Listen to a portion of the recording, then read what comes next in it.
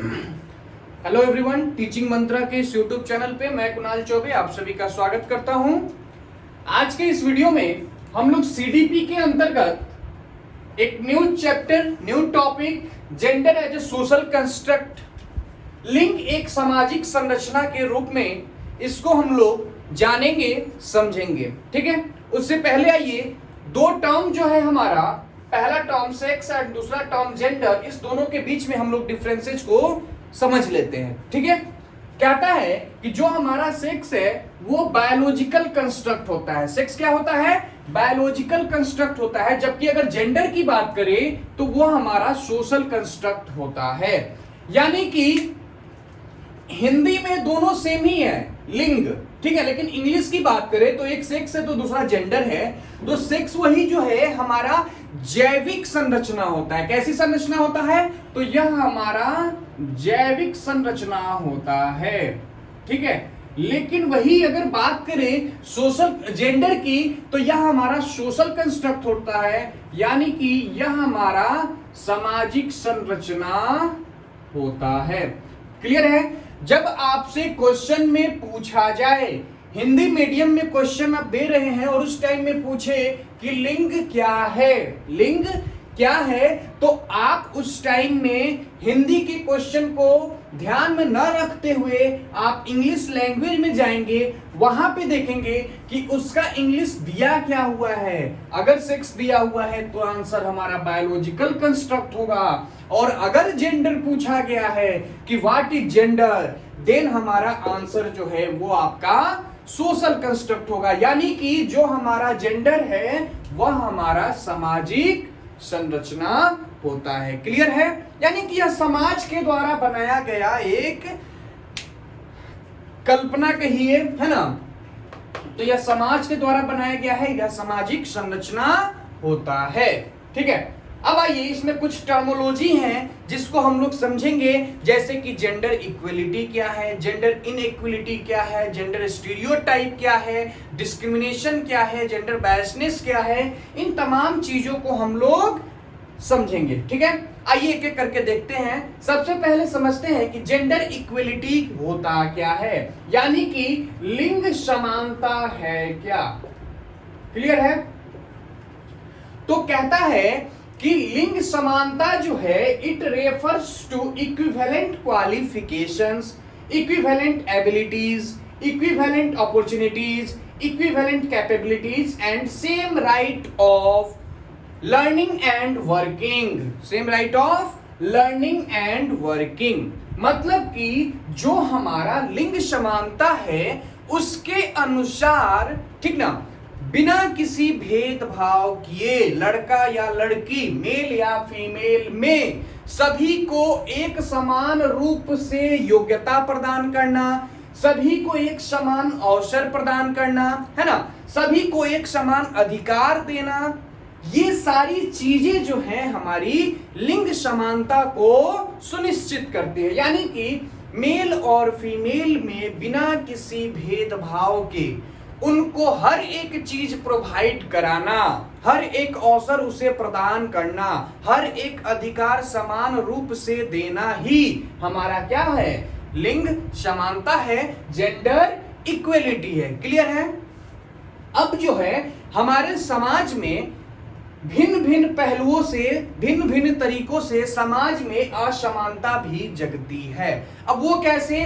तो भाई हमारा रंग क्या है, रूप क्या है, सेक्स क्या है, कास्ट क्या है, किस रिलीजन से बिलोंग करते हैं, हमारी नेशनलिटी क्या है, ठीक ना, हमारा इकोनॉमिक स्टेटस क्या है, हमारी कल्चरल स्टेटस क्या है, सोशल स्टेटस क्या है, उसका पॉलिटिकल स्टेटस क्या है, ठीक ना, इन तमाम चीजों से हमारा जो है समाज में लिंग असमानता पैदा होता है। यानी कि बेसिस ऑफ इनइक्वलिटीज की बात करें तो जो हमारा सेक्स हो गया, एज हो गया, caste, religion, economic status, social status, culture, nationality, तो इसके अनुसार रंग, रूप, आकार, ठीक ना, हमारे धर्म, जाति, राष्ट्रीयता, आर्थिक स्थिति, सामाजिक स्थिति, राजनीतिक स्थिति, ऐसे भिन्न भिन्न प्रकार के तमाम पहलू हैं जिसके अनुसार हमारे समाज में लिंग असमानता पैदा होती है।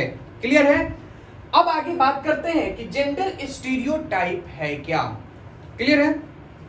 तो कहता है कि पूर्व काल से चली आ रही जो परंपराएं हैं, जो रीति रिवाज हैं, है ना, जो हम लोग उसको आज के समय में भी फॉलो करते हुए चल रहे हैं, है ना, वह चीजें ही हमारी क्या कहलाती है?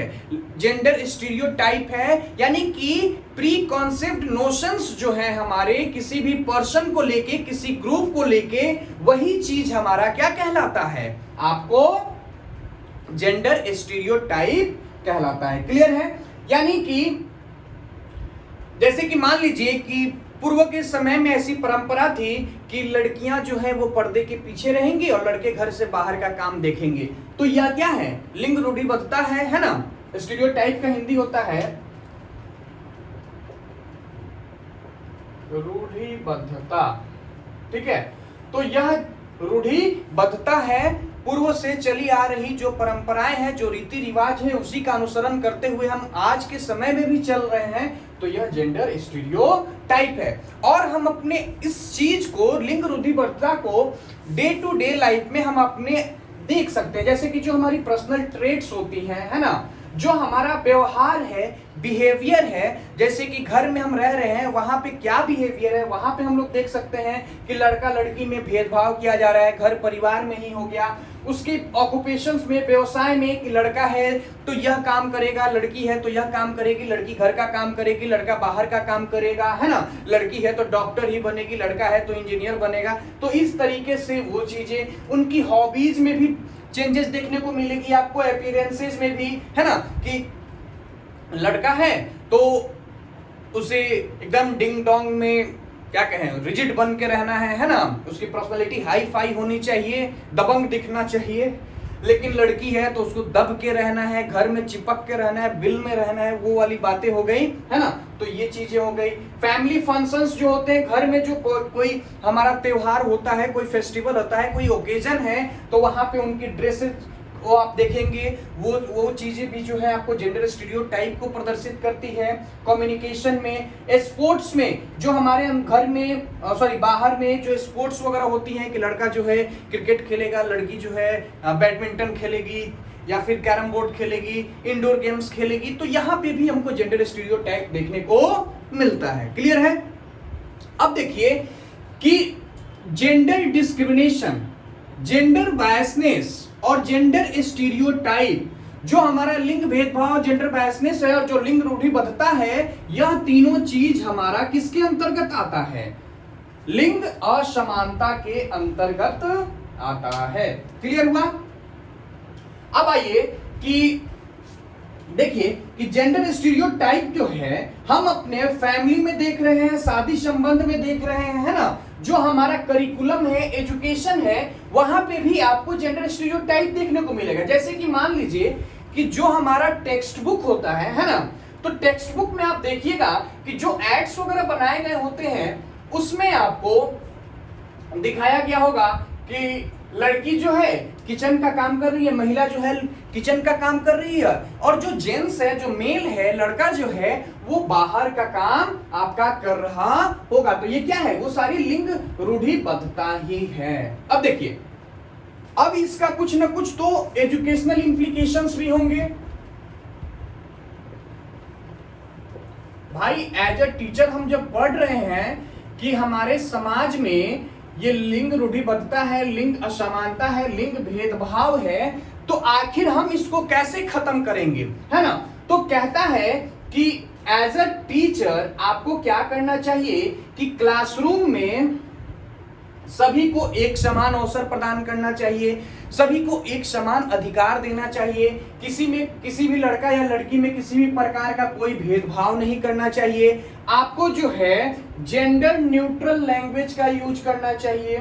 Gender neutral language, gender neutral language क्या है? जैसे कि हम लोग जो कैमरा मैन यूज कर रहे हैं, है ना, तो इस मैन में देखिए यहाँ पे जेंडर स्टीरियोटाइप आ गया कि मैन तो आ गया, भाई वोमेन वाले कहेंगे कि मेरा नाम नहीं है, तो इस चीज के जगह पे आप लोग कैमरा पर्सन यूज कर सकते हैं, है ना। तो कैमरा पर्सन यूज कर लिए। जहां पे पुलिस मैन है, फिर यहाँ पे हम लोग पुलिस मैन के जगह पुलिस ऑफिसर भी कर सकते हैं। तो ये सारी चीजें में हम लोग बदलाव करेंगे। हम एज ए टीचर जब तक हम इसका बदलाव नहीं करेंगे, जो बच्चे हैं वो आपको इसका इम्प्लीकेशंस नहीं कर पाएंगे, है ना। तो ये सारी चीजें हैं। उसके बाद जो हमारा टेक्स्ट बुक वगैरह है उसमें जो है जो एड्स वगैरह जो है, जहां पे हम लोग यह दिखा रहे थे कि लड़की जो है किचन का काम कर रही है और लड़का जो है आपका बाहर का काम कर रहा है, उसको अपोजिट कर देना होगा कि लड़का जो है अब वो किचन का काम कर रहा है और लड़की जो है वो बाहर का काम कर रही है। तो इस तरीके से यहाँ पे हम लोग जो जेंडर स्टीरियोटाइप है, जो जेंडर इनइक्वलिटी है, असमानता है, रूढ़िबद्धता है, उसको हम लोग शिक्षा के माध्यम से समाप्त कर सकते हैं और आज के समय में हम लोग बच्चे को जागरूक कर सकते हैं। क्लियर है ये सारी चीजें? अगर इसमें आपको कोई दिक्कत हो एक बार फिर से समझ लीजिए, एक रिकैप व्यू में कि जो जेंडर इक्वलिटी है, बिना किसी भेदभाव को सभी को एक समान अवसर प्रदान करना, योग्यता देना, है ना, अधिकार देना, ये सारी चीजें हमारा जेंडर इक्वलिटी लिंग समानता के अंतर्गत आ जाएगा। वही इन सब चीजों में भेदभाव किया जाएगा तो वो असमानता हो जाएगी। पूर्वों से चली आ रही जो रीति रिवाज परंपरा है उसको आज भी अनुसरण कर रहे हैं और ढोके ले चल रहे हैं तो वो हमारा लिंग रूढ़िबद्धता के अंतर्गत आता है। क्लियर है? इन चीजों को समझने में किसी भी प्रकार का आपको कोई दुख दर्द परेशानी हो तो कमेंट सेक्शन में कमेंट करके अपने डाउट को क्लियर कर लीजिएगा। ठीक है, इसी के साथ आज के इस वीडियो को यहीं पे समाप्त करते हैं। मिलते हैं नेक्स्ट वीडियो में नेक्स्ट एनर्जी के साथ, नेक्स्ट टॉपिक में। ठीक है, चलिए दुआ में याद रखिएगा।